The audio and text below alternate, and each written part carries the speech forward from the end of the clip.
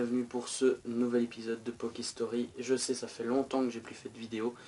Aujourd'hui, je suis là pour soulever l'une des plus grandes vérités, l'une des plus grandes rivalités de la saga Pokémon. Et oui, je veux bien sûr parler de Lugia. Alors Lugia est un Pokémon de la deuxième génération, il fait donc partie des anciens. Il est de type Psy et Vol. Non mais sans blague, les gars de chez Game Freak, vous attendiez à quoi?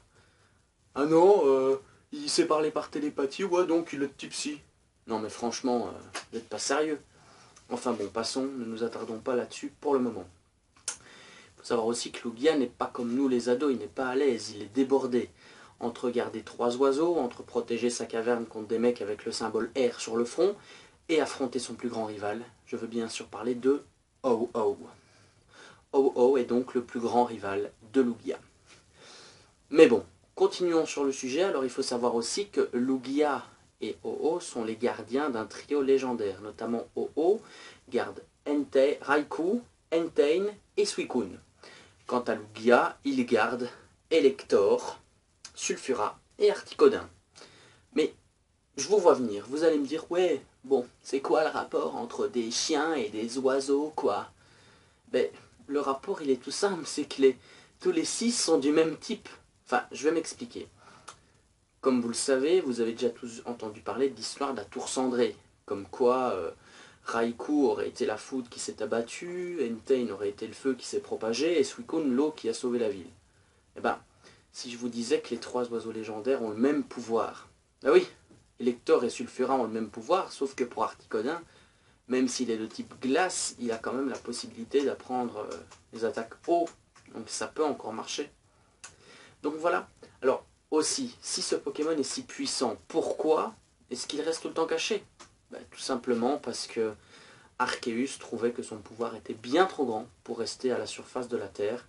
Et donc il l'a condamné à errer dans les cavernes de l'océan. Et oui, c'est honteux quand même. Ce Pokémon est comparé à Giratina. Non mais pourquoi? Pourquoi Giratina, bordel? Enfin bon. Mais aussi, pour terminer, il faut savoir que Ho-Oh et Lugia ont 2 choses bien distinctes. Notamment, Lugia est représenté comme la nuit. Il est également appelé le gardien des abysses, d'où son nom, en latin Lugeo, qui signifie rester en sommeil. Quant à Ho-Oh, il est plus représenté au jour, et il est comparé notamment au phénix ou à la longévité. D'ailleurs, son nom en japonais, Suzake, signifie phénix. Voilà. En tout cas, franchement, et au final, ces 2 Pokémon se complètent. On a le jour, la nuit, donc voilà. Et en plus, ce sont de bons amis, finalement. Ils ne sont pas rivaux, quoi que ce soit. Mais voilà. C'est fini. Heureusement que... Enfin bon, je plaisante, bien sûr, mais voilà. Donc cet épisode est terminé. En tout cas, moi, je serai absent jusque Noël, voilà. Donc le prochain épisode reposera sur Missing No. Ça va être du boulot, mais j'ai hâte de le faire partager avec vous, cet épisode sur Missing No. Et d'ailleurs, au tout début, il y aura un petit peu une série Pokémon avec 2 amis à moi, qui sera portée sur l'avant-ville et sur la découverte de Missing No. Donc j'espère que vous serez à l'écoute. N'oubliez pas de vous abonner, et surtout si vous avez aimé, n'hésitez pas à mettre un pouce vert. Et aussi pour terminer, je voudrais dire, faites attention en sortant de chez vous. Surveillez bien que vos chiens et vos chats ne s'entretuent pas.